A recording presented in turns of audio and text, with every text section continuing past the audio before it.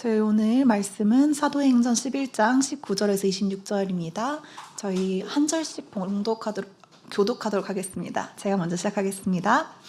그때 스데반의 일로 일어난 환난으로 말미암아 흩어진 자들이 베니게와 구브로와 안디옥까지 이르러 유대인에게만 말씀을 전하는데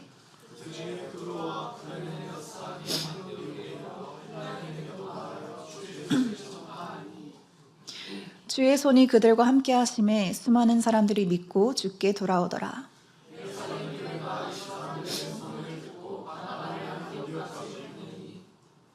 그가 이르러 하나님의 은혜를 보고 기뻐하여 모든 사람에게 굳건한 마음으로 주와 함께 머물러 있으라 권하니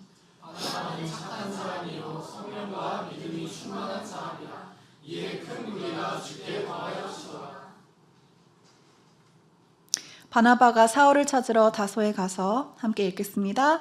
만남에 안디옥에 데리고 와서 둘이 교회에 1년간 모여 있어 큰 무리를 가르쳤고 제자들이 안디옥에서 비로소 그리스도인이라 일컬음을 받게 되었더라. 아멘. 김강환 전도사님께서 위로의 아들 바나바 그의 믿음이라는 제목으로 말씀 전해주겠습니다. 주님 감사합니다. 참으로 좋은 계절, 우리 좋은 날 아버지 은혜의 성전에 함께 모여 찬양과 기도를 할 수 있게 해주신 주님 은혜에 참으로 감사합니다. 오늘도 우리 불러오신 청년들이 찬양과 기도를 드리시고 성령으로 역사하신 주님을 바라봅니다. 우리 모두에게 은혜가 기쁨이 넘쳐나게 하여 주시옵소서.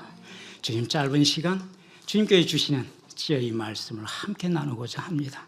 아버지 짧은 시간이지만 주께서 함께 하시고 우리 모두에게 은혜와 진리가 함께하며 이로써 우리가 모두 기뻐할 수 있게끔 그 기쁨의 풍성함에 이룰 수 있도록 하나님 함께하여 주시옵소서. 감사하며 예수 그리스도 이름으로 기도합니다. 아멘.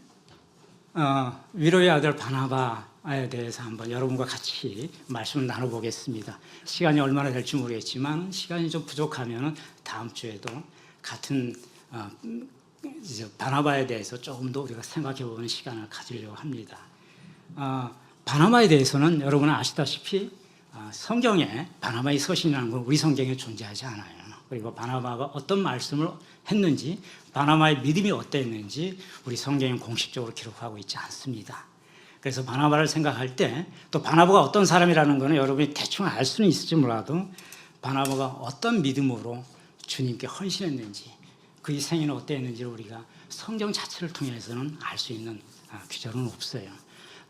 그러나 성경에 바나바에 대한 흔적들이 중간중간 남아있는 곳들이 몇 군데가 있지요.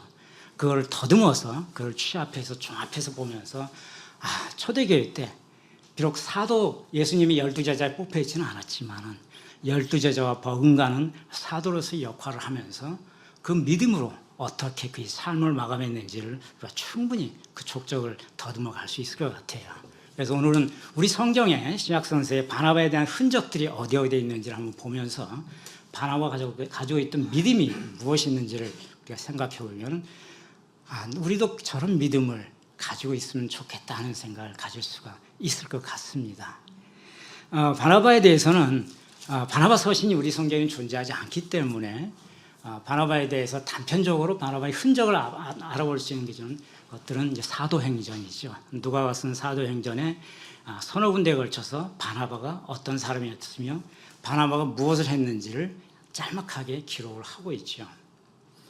오늘 사도행전 11장 본문으로 정한 그 11절에도 바나바는 착한 사람이요 성령과 믿음이 충만한 사람이었다 이렇게 한 줄 딱 돼 있죠. 사도행전 11장 24절에 한 줄 돼 있는데 이것만 가지고 믿음과 성령과 믿음이 얼마나 충만했는지 그리고 착한 사람 이거는 여러분이나 우리나 나도 착한 사람이고 여러분도 착한 사람이고 우리도 때로는 실패하고 힘들고 우울할 때도 있지만은 우리도 특히 여러분들은 성령과 믿음이 충만했어요. 그래서 여러분들의 믿음이 손색이 없지만은 우리가 왜 초대교회에 있는 바나바를 생각해 볼 시간을 갖느냐 이것만 가지고는 우리가 헤아리기 쉽지 않아요. 그래서 사도행전 전부에 걸쳐서 그리고 바울 사도는 자기 글 속에 자기 서신서 속에 바나바에 대한 흔적을 남겨놨어요.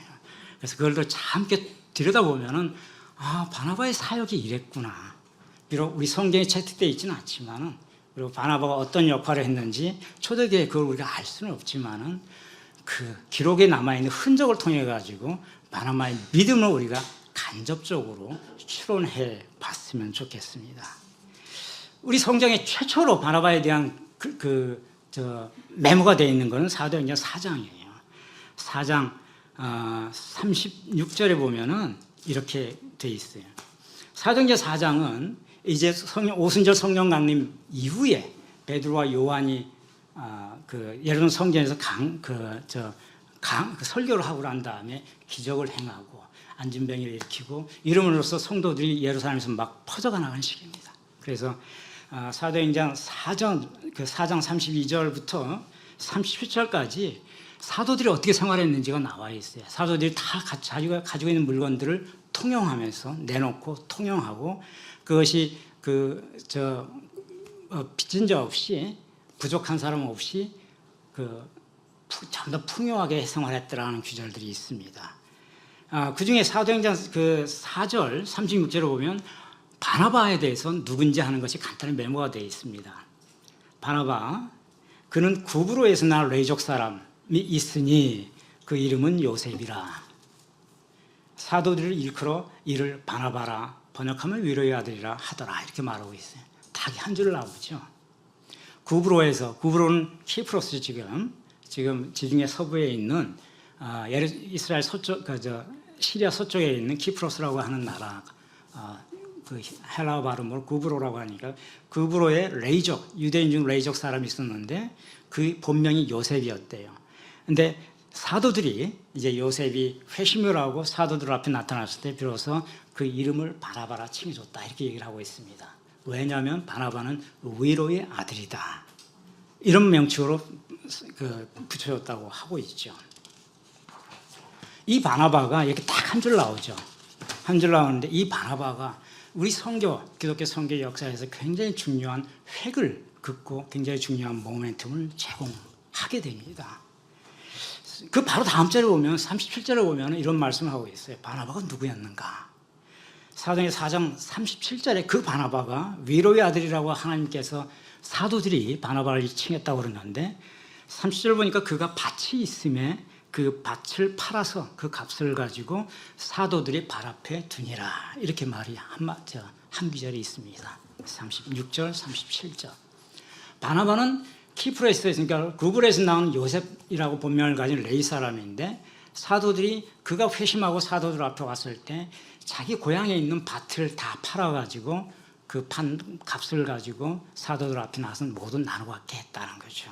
그래서 사도들이 그 사람에게 새로운 이름을 줬는데 그 이름이 바나바다. 그 본명은 요셉이라는 사람이죠. 여러분 아시다시피 초대교회 때는 밭이라고 하는 것, 요즘 식으로 하면 이제 부동산이 되겠죠. 밭이라고 하는 것은 거의 전 재산을 의미하는 거죠. 초대교회는 산업이 없었던 시기에 전부 산업이라면 농사짓는 게 유일한 산업이고 군인들이든 뭐 관리든 그들이 월급 녹봉이라고 하는 거는 그 화폐로 평가하는 녹봉은 있지만은 다 농작물 쌀을 몇 가마씩 주는 식으로 운영해. 그게 거의 화폐 통용은 화폐로 돼 있지만은 산업은 밭에서 나는 농작물 쌀 이게 그들은 밀을 먹었을 테니까 그게 거의 전 재산이랑 마찬가지예요. 근데 이 바나바는 자기가 복음의 얘기를 듣고 어디서 들었는지를 흔적이 안 나와 있죠. 사도들 앞에 나타났을 때 자기 밭을 팔아가지고 키프로에서 와가지고 밭을 팔아가지고 그대로 사도들이 발 앞에 두었다라고 하고 있습니다. 그 앞에 구절 보면은 초대교회 사도들이 기적을 행하고 복음을 이제 막 예루살렘에서 오순절 이후에 막 성령이 확장되면서 복음을 전파하고 할 때는 사도들도 재산이 없었어요. 사도들 다 가지고 있는 것들을 전부 나눠서요. 그게 어디 나오냐면 사도행전 4장 32절부터 35절까지 보면은 사도들과 함께하는 그 믿는 무리가 모두 한 마음과 한 뜻이 되어 모든 물건을 서로 통용하였다라고 하고 있습니다. 가지고 있는 물건을 모아가지고 서로 나눠 가졌다는 거죠.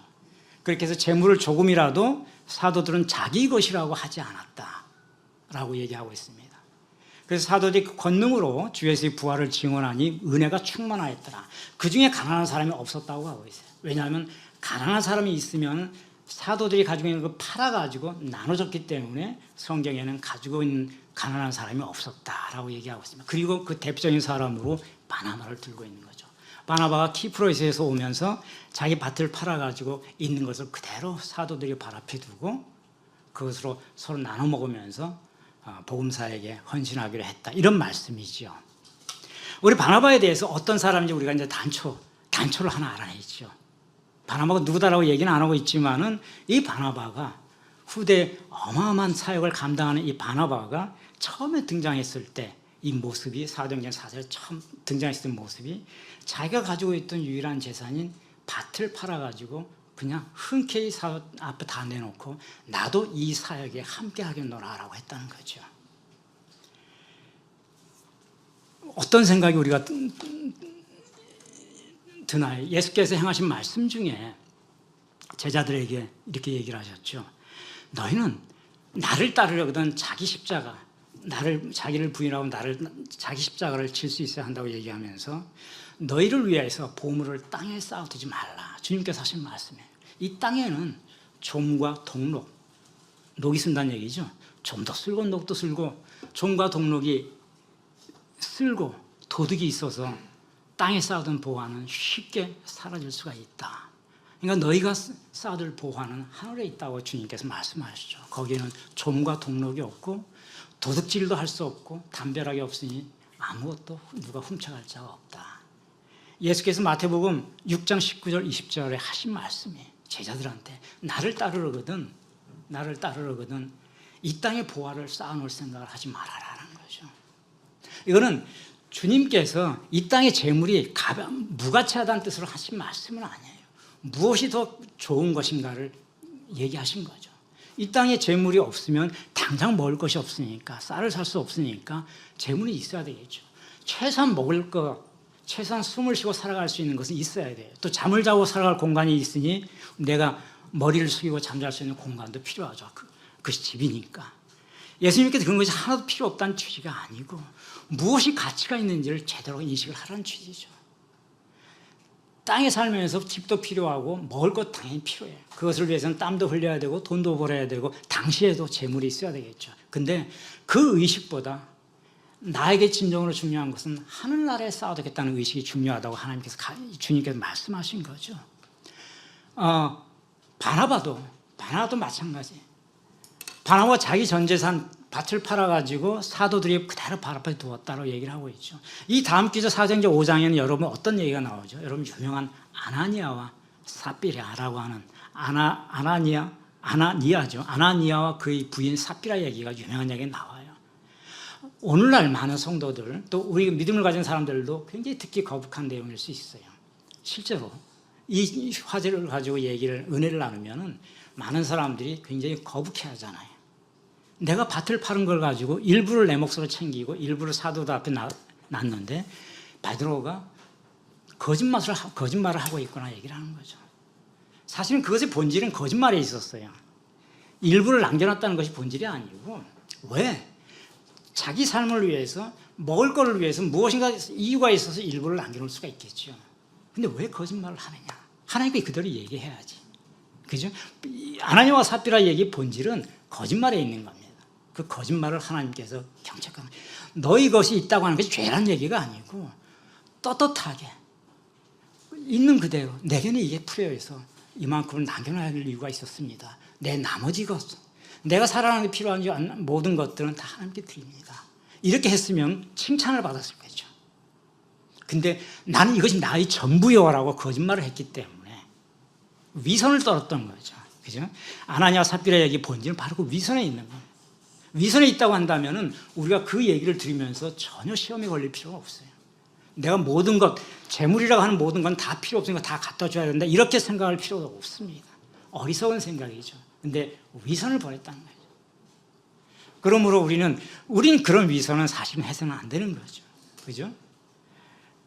어쨌든 지금 아나니아 삽비라 얘기는 본질이 아니고 우리 바나바는 자기가 있는 것 자체를 다 가지고 왔고 그 얘기는 뭐냐면 나는 완전하게 내 삶을 복음에 바치겠다는 얘기가 같은 거죠. 이제 주님이 주신 것만 내가 먹겠다. 내가 먹는 건 어차피 보험사역 하면서 나오는 것이 있으면 그걸 누가 음식을 가져오면 나눠 먹으면 되는 거고, 사역을 할 때 누군가에 가서 기숙할 곳이 있으면, 유숙할 곳이 있으면 그곳에 잠잠해서 하면 되는 거고, 이런 결심을 하고 나왔다는 것을 얘기하는 거죠. 자기 모든 것을 온전하게 드렸다고 하는 겁니다. 우리는 우리 미래라고 하는 거, 바나바의 삶이 주는 가치는 그가 가진 재산을 다 바쳤다는 그것이 대단했다기보다는 그 의식 속에 자신의 미래를 담보할 수 있는 재산이라고 하는 것을 중요하게 생각하지 않았다고 하는 그것이 포인트가 있습니다. 무엇을 더 중요하게 생각했을까요? 자신의 인생, 자신의 미래, 하나님의 나라, 하나님 말씀이 더 중요한 것이지 내가 살아가는 데 필요한 재물, 이것이 중요하지 않다고 생각했다는 것입니다. 하나님, 예수님께서 비로소 중요하게 생각했던 바로 그거를 바나바는 그대로 실천했다는 겁니다. 그러니까 우리가 이런 문제 볼 때 전 재산을 다 갖다 바쳤다고 하는 것이 중요한 것이 아니라, 전 재산을 다 갖다 바쳤다는 얘기는 자신의 미래는 어떻게 할까? 지금 죽는 게 아닌데 앞으로 먹고 살 거는 그건 내가 완전히 주님 앞에 드렸다. 주님이 주시면 먹고 주지 않으면 먹지 않으리라. 이것과 똑같은 생각을 했다는 거죠. 그것이 위대하다는 겁니다. 재물은, 크지 않은 재물은 누구나 다 갖다 바칠 수 있어요. 그죠? 어마어마한 재물은 갖다 바치기 어려울지 몰라도 그리 어마어마한 재물이 아닌 거는 11조 아니라 100조라도 하는 사람도 있어요. 다만 내 삶의 전부 다를, 나의 미래, 내가 얼마나 더 살지 모르는 나의 미래를 내가 온전하게 주님 앞에 맡길 수 있느냐, 그건 너무너무 어려운 거죠. 그것이 중요하다는 거예요. 완전히 주님 앞에 맡길 때 주님은 그 사람의 목숨을 걷어가지 않는다는 거예요. 바나바는 바로 그 부분에 포인트를 뒀다. 다시 말해 자신의 미래를 주님의 판단과 주님의 영역에 완전히 밀어넣고 절대 이 땅에 있는 것으로 자신의 미래를 담보하지 않았다라고 하는 걸 우리가 생각해 볼 수가 있습니다. 사도 요한일서에 보면 사도 요한이 이런 말씀을 하셨어요. 요한일서 3장 17절을 보면은 누가 이 세상의 재물을 가지고 궁핍함을 보고도 도와줄 마음을 닫으면은 그 사람에게 하나님의 사랑이 있다고 할 수 있겠느냐. 사도 요한일서 3장 17절의 얘기입니다. 이 당시 사도들이 의식이 이랬다는 거죠. 내 마음속에 하나님의 사랑이 온전히 거하고 있다고 한다면은, 내가 재물을 가지고 있는데 만약에 재물이 없어서 고통스러운 형제가 있다고 한다면 그 사람이 나는 기꺼이 줄 수 있다라는 거예요. 근데 그 마음이 발생하지 않는다면 어떻게 그 마음속에 하나님의 사랑이 온전히 거할 수 있겠다고 볼 수 있겠느냐라고 사도 요한은 얘기를 한 거죠. 초기 기독교 공동체 사도들이 지금 이 시기, 이건 초기라고도 하지, 아직 기독교 이전이라고도 볼 수 있는 시기지만 어쨌든 사도 시기의 이 시기에는 사도들이 전부 자기 있는 걸 실제로 다 버리고 완전히 공동체 생활을 했다고 하는 걸 우리가 알 수가 있죠. 예수께서 바리새인들이 예수를 시험하기 위해서 우리가 10개의 계명을 가지고 있는데, 10계명을 가지고 있는데 그 계명 중에 당신이 자꾸 하나님의 아들이라고 그러는데 10개 계명 중에 무엇이 가장 중요한 계명이요? 라고 예수를 시험하면서 물었습니다. 그건 예수님을 시험하신 거예요. 왜냐하면 예수님이 그들이 올바른 계명이 무엇인지를 듣기 위함이라기보다는 예수님이 자꾸 하나님의 아들이라고 하니까 자기들은 믿지 않는 거죠. 인정하지 않는데 하나님의 아들이고 내가 하늘로서 아버지 행하는 거, 아버지가 하라는 말씀을 내가 하는 것이지 내가 내 입에서 나오는 말은 아버지 얘기다라고 하니까, 그러면 당신 그렇다면은 우리 10계명 우리가 받은 게 있지 않느냐. 10개의 계명이 있는데 하나님께서 그 계명 중에 딱 2개 고르라고 하면 어떤 계명을 고르시겠어? 지금 뭐라고 대답하시겠어요? 이렇게 물었을 겁니다. 예수께서는 그들이 속은 알지만은 예수님은 하나님 말씀을 그대로 행하시는 거죠. 그대로 얘기를 하죠. 첫째는 내 몸과 마음과 뜻과 생각을 합하여 내 아버지 하나님을 사랑하라. 그리고 두 번째는 내 이웃을 내 몸과 같이 사랑하라. 이 2개의 계명을 압축해버립니다. 예수님이 지혜는 정말 이런 걸 보면은 예수님 참 보통 지혜로운 분이 아니라는 걸 생각. 10개의 계명을 어떻게 압축할 수 있을까? 만약에 누군가 우리에게 시험했다면 예수님께서 이렇게 말씀하셨으니까 우리는 그대로 얘기할 수 있지만, 그죠? 이런 말씀은 아니까. 근데 이 말씀 없는 상태에서 10계명을 두 가지로 얘기해 보시오. 랍비들이 테스트를 했다 했을 경우에 두 가지를 이렇게 딱 쪼개가지고 얘기할 수 있을까? 하나는 하나님이고 하나는 사람이에요. 예수님 말씀의 본질은 하나님, 절대적인 하나님을 배신해서 안 된다. 그 하나님을 절대적으로 사랑하라는 것과 그것이 하나가 끝났으면 그 다음에는 인간에 대한 사랑을 그대로 압축해가지고. 근데 너 자신을 사랑하는 거는 사랑이 아니야. 그죠? 누구나 자기 자신을 사랑하니까. 근데 내가 아닌 다른 사람을 너희 몸과 같이 사랑할 수 있겠느냐. 이건 예수님이 지혜가 아니면 이렇게 압축해서 얘기할 수가 없죠. 그 두 가지를 압축했는데 그것이 진리라는 거죠. 그거를 사도들, 제자들이 예수님 승천하신 다음에 제자들이 그대로 몸에 골수처럼 지금 받고 자기 영혼처럼 이 말씀을 받아놓고 있는 것 같아요. 그랬을 때 비로소, 이런 생각이 있을 때 비로소 내가 가진 모든 것을 그냥 사도들 발 앞에 두고, 발 앞에 둔다는 얘기는 알아서 처분하시오. 이 주변에 없는 사람도 있을 테니까 당신들이 나누지든 뭐 하지든 어차피 복음 선교를 했을 테니 그냥 알아서 하시오. 나는 이제 아무것도 없이 새로 주님과 함께 출발하겠습니다. 이런 뜻으로 그 바나바는 행한 것이죠. 그걸 그대로 실현한 겁니다. 온전한 제자도가 무엇인지, 바나바를 통해 가지고 온전한 제자도가 무엇인지를 우리는 바라보는 거죠. 진정한 자기 부인, 자기 자신을 부인할 수 있어야만 예수님을 쫓아올 수 있다고 했는데, 진정으로 자기 자신을 부인한다는 것이 무엇인가? 머릿속으로만 생각하는 거, 그것도 생각하지 않는 것보다는 좋죠. 근데 바나바는 자기를 부인한다는 것이 내가 가진 모든 소유에 대한 나의 집착을 없애버리는 것으로 행한 거죠. 그 재물이 무가치해서가 아니고 나를 부인하는 건, 나를 구성하고 있던 이 재물들, 이거보다 예수님의 말씀과 하나님 말씀 내게 더 중요합니다. 이거를 고백한 것이다. 우리 사도행전 4장 36절 37절의 바나바에 대한 두 개의 글귀를 가지고 바나바가 제자도의 모습을 어떻게 구현했는지를 충분히 추론할 수가 있다는 거죠. 다음 사도행전에 바나바에 대한 흔적이 9장에 나옵니다. 사도행전 보면은 4장, 9장, 11장에 13, 14, 15장 이 딱 여기에 바나바라는 단어가 탁탁 찍혀 있어요. 바나바의 흔적은 거기서 찾아낼 수 있습니다.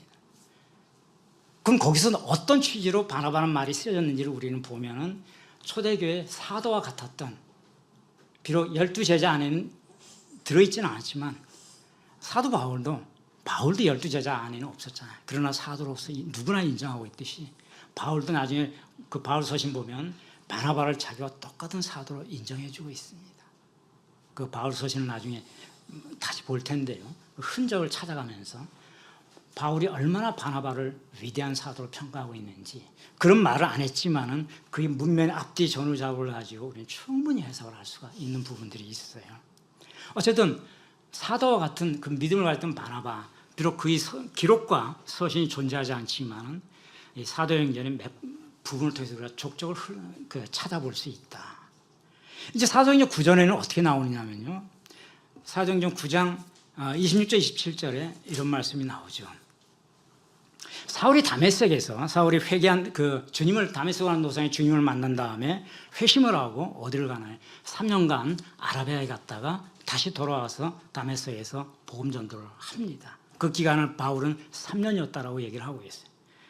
그런 다음에 바울은 예수님이 실제 제자들이 아직까지 예루살렘에 있었기 때문에 베드로라든지 요한이라든지 야고보라든지 예수님의 제자들하고 자기를 얘기를 해야, 왜냐하면 복음을 전하는 입장에서 충돌할 수 있기 때문에 나도 예수님을 이렇게 만났고 예수님 복음을 전하고자 한다라고 하기 위해서 예루살렘에 가고자 하죠. 그런데 사도행전 9장 보면은 바울이 회심을 했어도 바울을 알던 그 유대인들이 저 사람이 이전에 스데반 순교할 때 옆에서 돌로 치라고 했던 사람이잖아. 우리를 엄하게 채찍질하고 우리를 엄하게 단속해 하면서 대제사장이 그 칙령을 가지고 다메섹으로 가가지고 유대인을 기독교인 체포하기 위해서 갈아왔던 그 사람 아니야? 그 사람이 어떻게 복음을 전해? 이런 우려심이 있었다는 거죠. 그래서 바울이 내가 만나고 싶다 간청을 했어도 사람들이 만나주지를 않았다는 거죠. 꺼려했던 거죠. 혹시 무슨 화를 당할까 봐. 그럴 수 있잖아요. 이자들 입장에서 바울이 회심했다고 하지만 자기가 보지 못한 이상 알 수가 없는 거예요. 저 사람이 혹시 위장해가지고 기독교인들 잡으러 오는 거 아니야? 라고 생각할 수도 있겠죠. 9장 26절 27절 보면 사울이, 이때는 아직 바울이 아니었죠. 사울이 예루살렘에 가서 제자들 사귀고자 하나 다 두려워해서 그가 제자됨을 믿지 아니하더라. 그런데 27절에 보면 바나바가 사울을 데리고 사도들에게 가서 이렇게 나옵니다. 27절, 9장 27절. 바나바가, 제자들이 다 믿지 않는데 바나바가 사울을 데리고 예루살렘에 가가지고 제자들 만나게 해서 그 제자들 앞에 뭐라고 바나바가 얘기하냐면은 그는 바울이죠. 사울이 길에서 어떻게 주를 보았는지, 바로 사도행전 3장 4장에 있었던 바울이 예수님의 환상을 보고 눈이 멀었던 사건을 얘기하는 거죠. 어떻게 예수님 주를 보았는지와 주께서 그에게 무슨 말씀하셨는지, 어떤 미션을 주셨는지, 그리고 그가 아라비아에 갔다가 다메섹으로 돌아와가지고 어떻게 예수의 이름으로 담대하게 지금 복음을 전하고 있는지 이거를 제자들에게 설명하였더라, 이런 말씀이 있습니다. 이걸 누가 했다고요? 바나바가 했다는 거죠. 그럼 바나바는 어떤 사람이었을까요? 우리가 충분히 바나바는 바울에 대한 온전한 믿음을 자기가 공유하고 있었다는 거죠. 그죠? 예수의 제자들 베드로, 요한, 야고보, 빌립 다 있는 거기 예루살렘 가가지고 바울을 무서워해서 안 만나겠다는 사람한테 바울은 그런 사람이 아닙니다 하면서 내가 바울을 증명할 수 있습니다 하면서 같이 가가지고, 뭐 때문에 같이 갔을까요? 바울을 위해서라기보다는 복음을 위해서죠. 왜냐하면 바울이 다메섹에 돌아와가지고 행하는 복음 사역을 자기가 알고 있는 거죠. 봤기 때문에. 그리고 바울과 대화하면서 바울이 간증, 예수님을 만난 얘기를 들은 거죠. 예수님을 만날 때 바나바는 없었어요. 그 자리에서는 바울이 얘기했겠죠. 내가 이렇게 회심했습니다라고. 그죠? 그 얘기를 듣고 그의 눈빛과 그가 행하는 복음 전하는 것을 보고 사람이 완전히 바뀌었구나 하는 것을 믿은 거죠. 바울을 유일하게 믿어줬던 사람인 거죠. 초기에 바울을.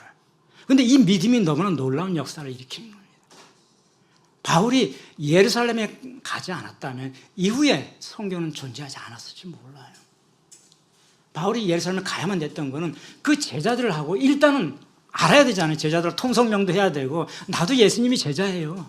그죠? 이 다음에 어마어마한 그 이후에 서신들이 나오겠지만은 그 이전 얘기니까 복음을 전해야 되는데, 복음을 전하게 되는데 내가 아는 예수님을 당신들하고 같이 얘기를 해보고 행여 내가 잘못 이해한 게 있으면 교정돼야 되고, 당신들이 내가 주님으로 들은 얘기를 당신들이 다 들었는지 모르겠지만 우리가 공유하면서 어떻게 복음을 전달해야 될지도 우리가 얘기해야 될까, 이런 과정들이 필요하다고 판단해서 제자들 만나야 되겠다고 가겠다고 했던 거죠.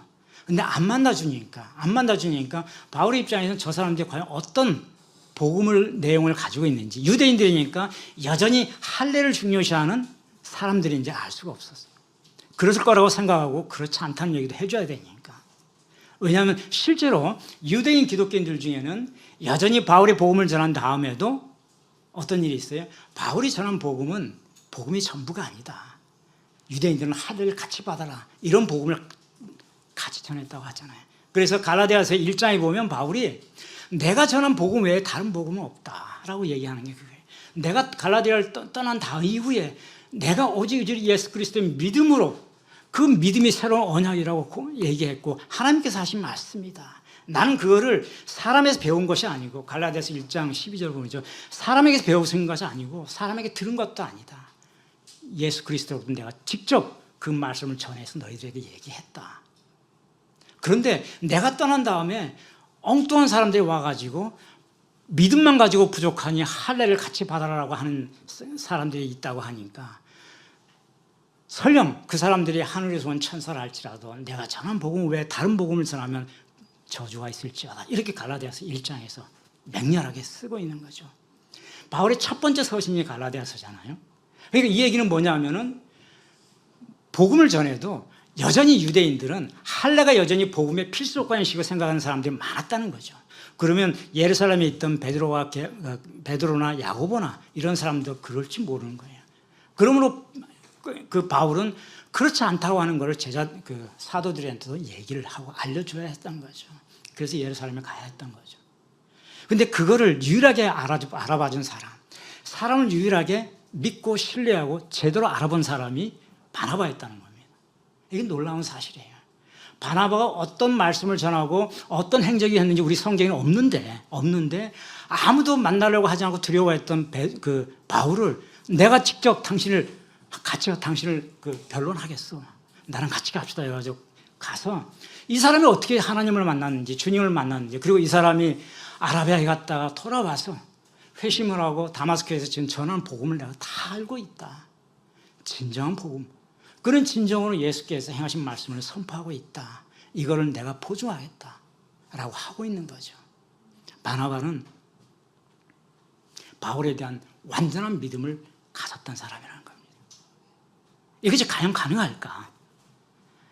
바울을 사용하기 위해서 하나님은 바나바에게 그 같은 믿음, 바울에 대한 믿음을 주었던 것이죠. 왜냐하면 동역을 해야 됐기 때문에. 바나바는 권면하는 역할을 했다는 겁니다. 이걸 요즘식으로 표현하면은 권면, 자기가 창시자가 된 건 아니고 자기가 메이커, 자기가 교회를 세우는 창조하는 역할을 하지 않았지만은 하나님의 사람을 제대로 분별하고 그 사람을 권면해주는 역할, 그것이 바나바의 역할이었다는 겁니다. 그래서 사도행전 9장 29절에 보면은 바나바의 권면으로 이런 말을 하죠. 바나바의 권면으로 바울은 제자들은 물론 헬라파 유대인들에게도 담대하게 복음을 전하기 시작했다. 사도행전 9장 29절에 이렇게 나오는 거죠. 이 앞에 중요한 것이 바나바의 권면으로 그렇게 할 수 있었다는 얘기를 하게 되죠. 그럼 바나바가 어떤 사람이었는지 우리가 능히 추론할 수 있겠죠. 사람을 믿어주고 권면해주고 자기가 나서지 않아도 자기가 믿어주고 밀어주고 신뢰하는 그런 퍼스널리티를 가졌던 사람이구나 하는 걸 알 수 있겠죠. 더 나아가서 사도행전 9장 30절에 보면은 유대인들이 바울을 이제 모든 유대인들이 그렇다고 다 이해한 건 아니에요. 여전히 유대인들 중에는 유대계 기독교인들 중에 여전히 바울에 대한 불신을 가지고 있는 사람이 있었죠. 그들이 여전히 바울 나타나면 죽이겠다 하고 있었던 거죠. 왜냐하면 그들은 입장에서는 바울은 배신자의 입장이죠. 예수님을 죽여야 되는데 믿지 않는데 이 사람들은 그 철저한 유대인 바리새인이 철저한 그 예수 믿는 사람 편에 있으니 자기 입장에서는 배신자를 죽여야 한다고 생각할 수밖에 없었던 거죠. 그때도 사도행전 9장 30절에 보면 바나바 등 형제들이 이렇게 성경을 쓰고 있어요. 바나바 등 형제들이 권면해서 어떻게 했다? 바울을 예루살렘에서 피신시켰다. 피신시켜서 어디로 데려가냐면 가이사라 빌립보로 데려가죠. 지금 가자 지구에 있는 가이사라 빌립보로 가서 거기서도 안전하지 않으니까 당분간 한동안 바나바가 바울에게 고향에 가 있어라. 일단은 때가 이를 때까지 가 있어라 하고 다소로 피신시키죠. 저는 이런 게 참 놀라워요. 성경에는 그 이유와 동기는 자세히 기록하고 있지 않죠. 왜냐하면 사도행전 여러분 누가가 철저하게 바울의 관점에서 지금 기록을 하고 있잖아요. 그죠? 그러니까 누가도 아직 바나바에 대해서는 지식이 없었을지 몰라요. 어쨌든 누가가 바나바에 대해서 알고 있는 얘기는 아마 바울을 통해서 들어서 알고 있을지 모릅니다. 그럼 어쨌든 이 사도행전 9장 이 부분에 바나바가 권해왔다. 바나바 등 형제들, 이제 바울이 이야기된 형제들 권면해서 바울을 예루살렘에서 피신시켜서 가이사라 빌립보로 가게 했고 거기서도 위험하니까 거기서 바울의 고향인 터키의 다소, 길리기아 지방에 있는 다소로 피신시켰다라고 얘기를 하고 있습니다. 바울은 그 다소에서 10년 정도를 거기서 복음을 전하죠. 바울이 다소에 있을 때 행했던 기록들은 우리 성경에는 단 1%도 나와 있지는 않아요. 무엇을 했는지.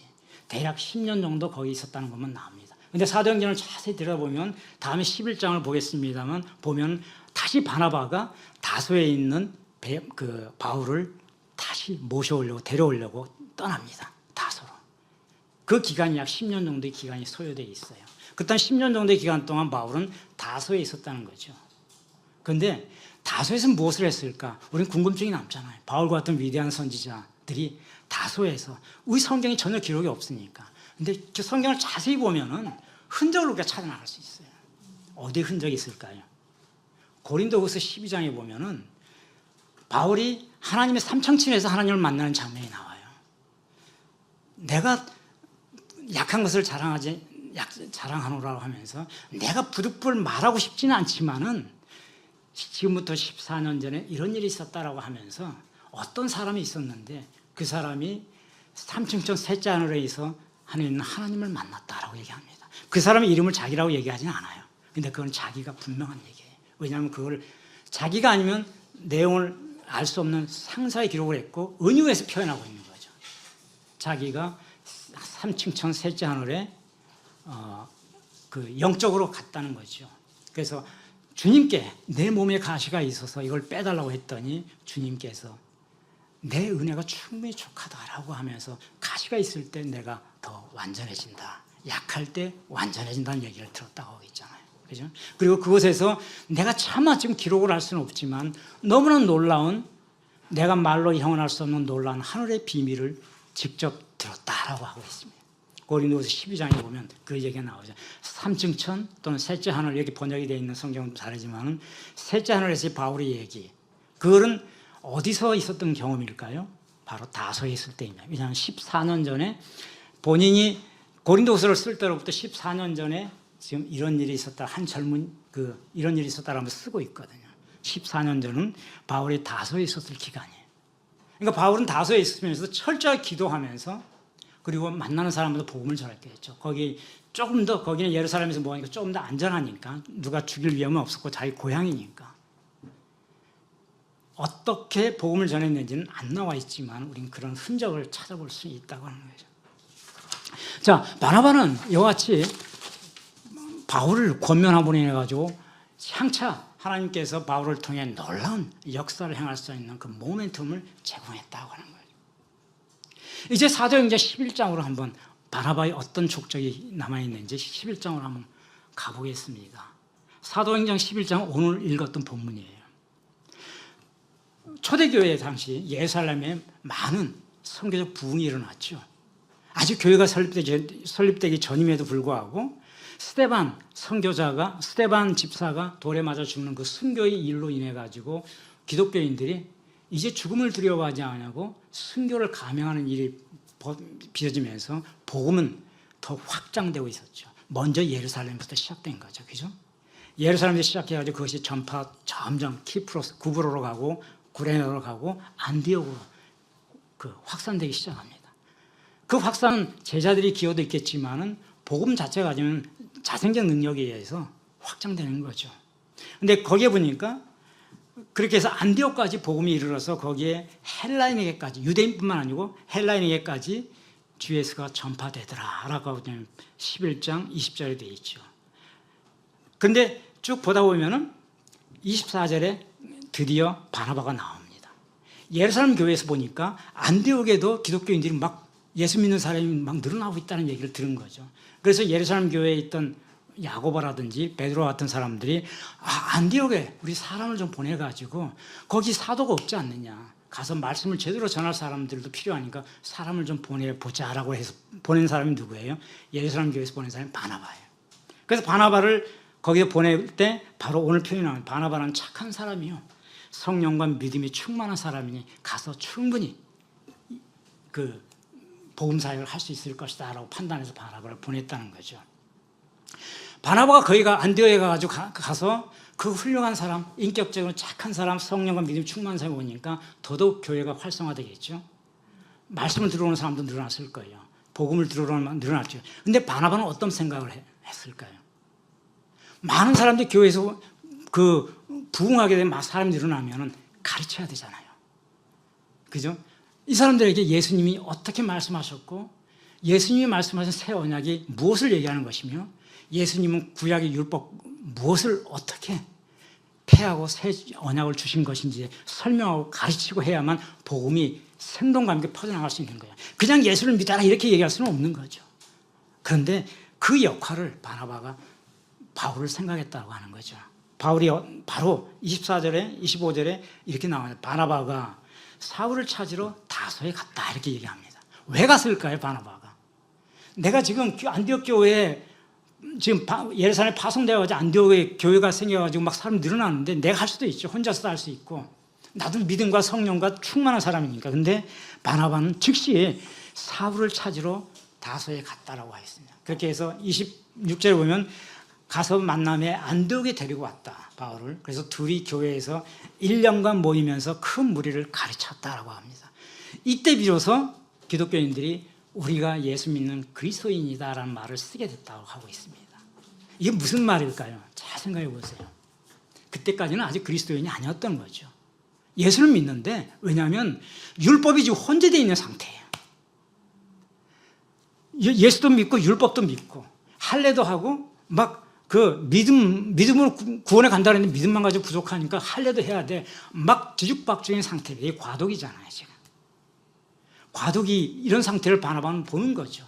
자기가 가르쳐야 되는데 막 성도 늘어나는데 자기 좀 믿으면 좋지만은 여기서 가르친다고 하는 것이 굉장히 중요한 거예요. 가르치려면은 가르치는 것도 은사잖아요. 그죠? 모든 사람이 다 아무리 지식이 많아도 가르치는 건 또 다른 은사가 있어야 돼요. 이 사람이 바나바가 생각했던 게 바로 그 바울을 떠올렸던 거죠. 바울이 어떤 사람인가? 가말리엘 학파의 유명한 문화생이었다. 가말리엘 학파는 히브리 그 학파 중에 최대 학파예요. 쌍벽을 이루는 최대 학파이면서 철저한 금욕을 강조했던 학파. 히브리 그 랍비들 중에 최고의 인재들이 가는 그 문화생이었다. 이 사람의 학식은 두말할 나위가 없다. 이 사람 로마인이었기 때문에, 로마 시민권을 가지고 있기 때문에 이 사람 헬라어도 기똥차게 잘한다. 말이죠. 헬라어도, 히브리인인데 히브리어도 잘하는데 헬라어도 잘한다. 타고난 지식과 지혜와 학식이 있는 사람이라는 걸 누구나 바라봐는 아는 거예요, 바울이. 바울이 필요하다라는 거죠. 제대로 가르쳐야 한다. 나도 예수를 믿지만은 믿는 거 가지고 우리가 가르치는 건 다른 거니까. 내가 증거해 줄 수 있다. 예수님을 증거할 수 있지만은 나중에 보면 알겠지만은 바나바도 순교했습니다. 그건 나중에 이제 바나바 마지막 얘기할 때 전승을 얘기할 텐데요. 내가 믿음으로 가르칠 수 있지만 가르치는 건 완전히 달라요. 사도 바울이 이 서신서를 가르치는 거는 믿음만 가지고 되는 건 아니잖아요. 알아야 되잖아요. 구약도 알고 신약도 알아야만 바울이 이신칭의가 뭔지, 히브리서의 구약 제사를 어떻게 하나님께서 십자가가 예표했고 어떻게 대체했는지를 알아야만 가르칠 수 있는 거죠. 여기서 중요한 거는 바나바가 사울을 찾으러 갔고 데리고 와서 가르치기 시작했다는 말이 나와요. 가르치니까 바울이 가르친 거는 우리가 로마서를 통해 보면 알지만은 율법 아니야. 믿음으로 구원에 이르는 거야. 여러분들은 율법으로 우리가 그 구원에 이르는 게 아니다. 예수 그리스도의 믿음만 있으면 된다라고 하는 그거를 조목조목, 아직 서신서를 작성하기 전이지만은 조목조목 가르치기 시작한 거죠. 성도를 가르치기 위해서 바나바는 사도 바울이 필요했던 거예요. 바울이 학식을 알기 때문에. 우리는 능히 추론해 볼 수 있잖아요. 그죠? 사도행전 11장에 보면 왜 바나바가 바울을 모시러 간 거죠. 오늘날면 초빙 와서 우리 담임 목사 좀 해서 좀 성도 좀 가르쳐 주세요. 요즘식으로 표현하면 이제 그런 거죠. 나는 믿음은 있죠. 나는 내 목숨을 걸고 예수를 증거할 수 있지만, 내가 가르치려니까 이게 잘 안 돼요. 내가 아는 것이 한계가 있어서 뭐 이런 거잖아요. 그래서 와서 교회를 맡아서 그 우리 성도들 제대로 가르쳐서 복음이 확장될 수 있게 해달라. 이렇게 다소에 갔다는 거죠. 이거는 오늘날도 사실 하기 어려운 얘기예요. 오늘날도 어느 교회에 만약 담임 목사님이 있다 그러면 외부에서 아주 유능한 사람이 있다 가정했을 경우에, 우리 교인들 교육시킬 수 있는 유능한 사람이 있다고 했을 경우에 모셔오는 거 쉽지 않습니다. 자기가 하려고 하죠. 그게 기득권이라고 하는 거잖아요. 작은 기득권, 그다지 어마어마한 건 아니지만 우리 모두가 교회 생활을 하면 신앙생활을 하지만 그 작은 기득권이라는 거에서 다 자유롭지는 않아요. 특히 개신교가 아무리 믿음이 좋아도 아무리 작은 교회, 큰 교회 할 거 없이 우리 자세히 들여다보면 목사님들 그 작은 기득권에 매몰되어 있는 목사님들 되게 많아요. 그런데 바나바는 기꺼이 내가 이 교회 안디옥 담임할 거야 이거 안 했다는 거죠. 내가 다소에 가가지고 이 사람들에게 올바른 복음을 가르치려면 지금 바울밖에 없다. 제대로 가르칠 수 있는 사람은 바울을 모셔와야 된다. 마치 물 들어올 때 놓아줘야 되듯이 막 복음이 팡창하는데 제대로 된 사람이 한 사람 있어서 그 사람의 복음이 무엇인지를 제대로 가르쳐줘야 그 성도들이 제대로 배워서 그 사람들이 또 확장되잖아요. 그죠? 그 사람들이 또 가르치고 하면서 확장될 수 있을 때 그때 바울이 지식과 학식, 지혜가 필요하다고 판단을 바나바가 했다는 거죠. 그 흔적이 사도행전 11장에 존재한다는 겁니다. 그래서 우리는 이런 기절을 통해 가지고 바나바가 어떤 사람이었는가 하는 걸 알 수 있게 되죠. 자, 이제 11장을 지나가지고 사도행전 13장으로 가면은 본격적으로 성령이 바울과 바나바에게 외지 사역을 권합니다. 막 안디옥 교회가 부흥하죠. 그래서 그리스도인을 비롯 칭하는 인류 최초의 예루살렘 지역을 넘어선 첫 번째 교회가 안디옥 교회가 탄생을 했어요. 이렇게 해서. 그래서 안디옥 교회가 탄생하면서 이제 우리는 예수를 믿는 사람들입니다. 크리스찬이라는 말을 쓰기 시작했다는 거죠. 그리스도인이라고 일컫기 시작한 것은 안디옥 교회에서부터 시작된 거죠. 그죠? 그러니까 이제 교회가 확장되니까 하나님께서 이제 유럽 선교를 생각하시겠죠. 이제 15장에 보면 13장이죠. 성령이 바울과 바나바가 안디옥 교회에 지금 열심히 가르치고 있을 때 성령이 이르시되 이런 말이 나오잖아요. 13장 1절을 보면 2절이죠. 성령이 이르시되 내가 불러 시키는 일을 맡게 될 사람이 있다라고 하면서 바나바와 사울에게 따로 세우라라고 얘기를 합니다. 이 얘기는 바나바와 사울을 따로 떼가지고 내가 미션을 줄 테니까 이 사람들을 선교지로 보내라 이런 얘기죠. 그래서 그 안디옥 교회에 있는 교인들이 금식하면서 기도하고 두 사람을 안수하면서 파송했다라고 사도행전 13장 2절 3절에 나와 있죠. 어디로 갔다는 얘기죠? 13장의 성령이 분명 바나바와 바울을 택했다라고 하고 있죠. 바나바와 사울을 세워라라고 안디옥 교인들에게 얘기했다는 거죠. 자, 여기까지는 초점이 바울이 이름이 바울로 개명되기 전이에요. 사울이에요. 이제 바울이 진짜 해외 선교를 시작하면서 이름이 바울로 바뀝니다. 그리고 사도행전은 이제 초점이 바나바가 아니고 바울로 초점이 넘겨지죠. 바나바에 대한 흔적은 여기까지만 딱 나옵니다. 13장 성령이 바나바와 사울을 따로 세워라. 그들이 가야 할 곳이 있다라고 하는. 첫 번째 미션은 이들에게 키프로스로 가게 하시죠. 이제 13장, 14장, 15장까지 사도행전 13, 14, 15장까지 이들이 1차 선교 미션을 가지고 배를 타고 안디옥에서 키프로스로 넘어가죠. 이제 구브로라고 하는 거. 구브로. 지금 지명을 하면 키프로스인데요. 그래서 거기서 총독 서기오 바울을 전도하면서 계속 그 부흥을 일으키기 시작하죠. 거기서 다시 배를 타고 밤빌리아는 이제 터키 남부의 길리기아 지방을 얘기하죠. 밤빌리아의 버가 항구에 이르러서 거기서 다시 그 갈라디아 지방에 있는 비시디 안디옥, 루스드라, 이고니온, 더베를 향하기 시작합니다. 그렇게 해가지고 다시 배 타고 예루살렘 돌아오는 것이 바나바와 바울이 유일하게 같이 했던 첫 번째 선교일지죠. 이때 버가에서 마가가 난 못하겠습니다 하고 도망가죠. 그 사건이 일어나는 거예요. 어쨌든 성령은 바로 그 선교사의 시작점을 바나바와 바울에게 명령을 하죠. 성령이 그렇게 따로 세웠다고 하고 있습니다.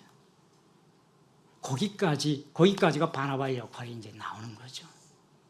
그리고 난 다음에 이제 성령은 완전한 해외 선교 사역을 바울에게 맡기기 시작하죠. 그래서 돌아온 다음엔 2차 선교서부터 이제 역할이 갈라지죠. 두 번째 다시 예루살렘 총회가 열리고 난 다음에 다시 떠날 때는 바나바가 마가를 데려가자 했는데 바울은 버가에서 도망갔던 그 마가를 어떻게 또 데리고 가느냐. 갈라디아를 다시 한번 가야 되는데 그 험난한 지역 또 그런 일이 있으면 우리 선교 못한다.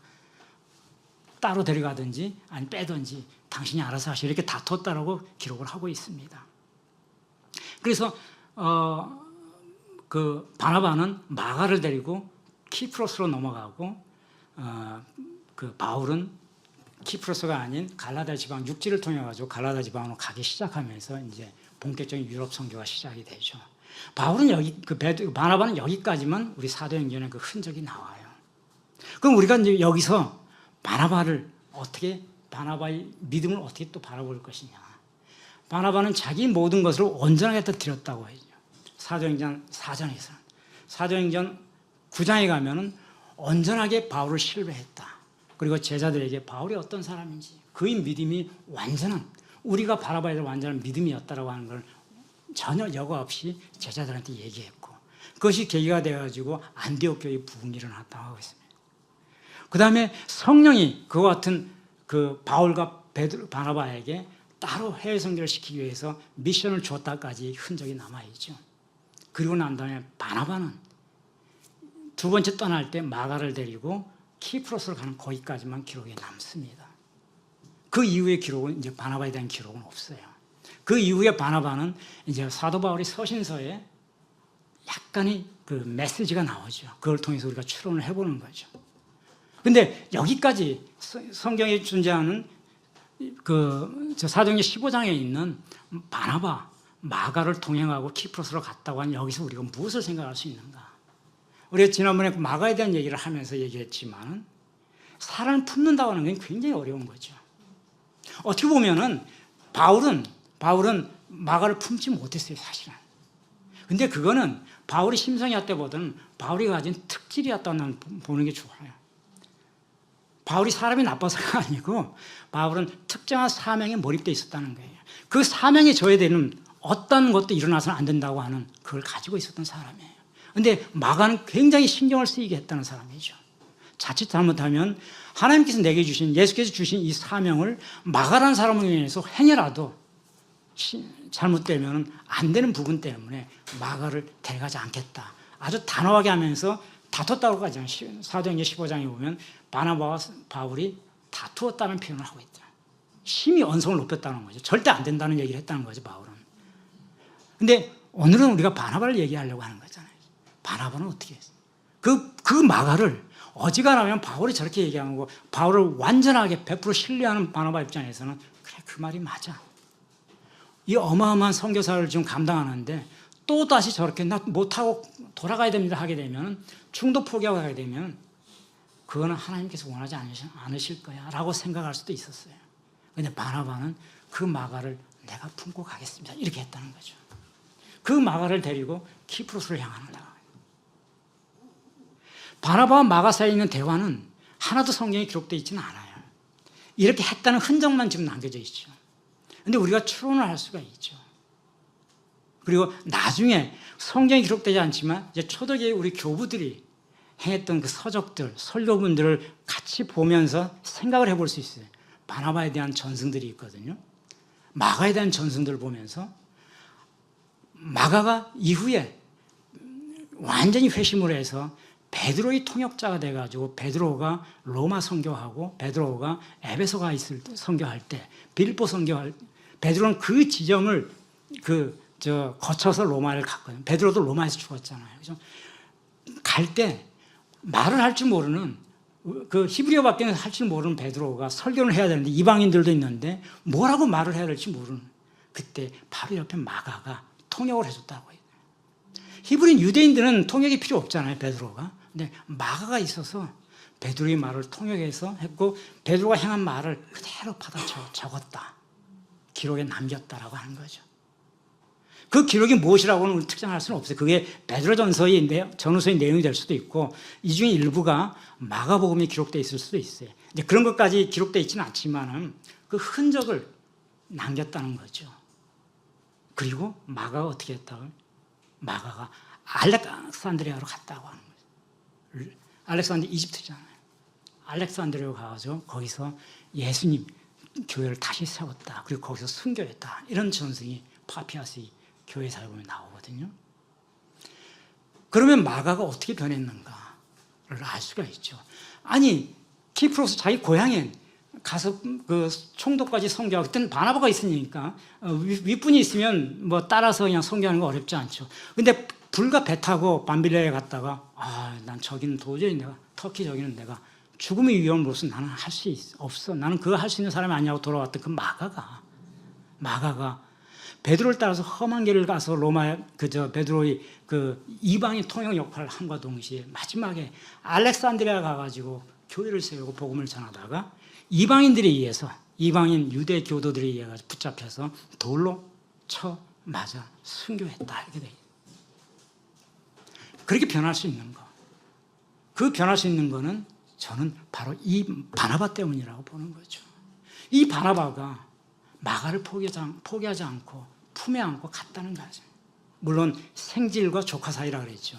그럼 바나바와 마가 사이가 삼촌 조카 사이라고 하는 거는 바울 서신에 나와 있죠. 생질 조카 사이라 할지라도 이렇게 품고 키프로스 끝까지 가서 선교하고 마가는 다시 돌아온 거죠. 그런데 바나바는 그곳에서 순교를 합니다. 이와 같은 것들은 단지 보통 사람이랑 쉽지 않아요. 저는 바로 여기서 바나바의 믿음을 보는 거예요.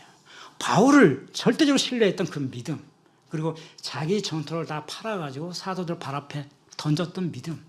나는 이제 복음 외에는 내가 아무것도 내 미래를 담보하는 재산을 남겨놓지 않겠다고 했던 그 믿음이 마가를 품어주는 그 넓은 포용력에 있는 마가를 품어주는 그 아량, 그 믿음으로 인해가지고 한 사람이 변한 것이 인류 역사상 위대한 복음서의 기록자로 나오긴 했다는 거죠. 마가복음이 없었으면 여러분 마태복음도 없었어요. 누가복음도 없어요. 마태복음과 누가복음은 마가복음을 기초로 해서 작성된 겁니다. 복음선 마태복음에 있는 내용, 마태복음은 마가복음에 있는 내용 중 616개의 규절이 있는데 이 중에 약 550개의 규절이 그대로 마태복음에 가 있어요.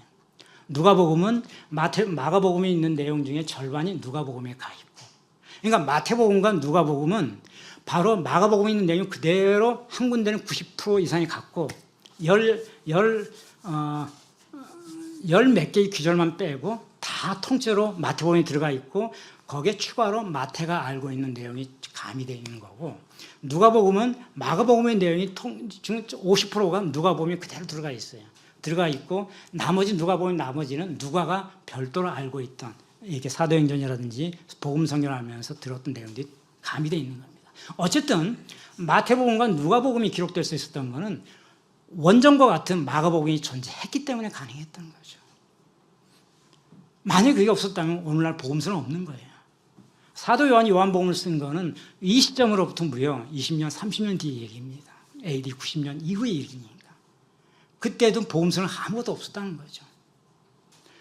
근데 우리가 오늘날 복음서를 볼 수, 4대 복음서를 볼 수 있는 거는 그 마가 한 사람이 변화가 오늘날 2000년 기독교 역사에 있어서 얼마나 놀라운 복음의 역사를 이루어냈는가.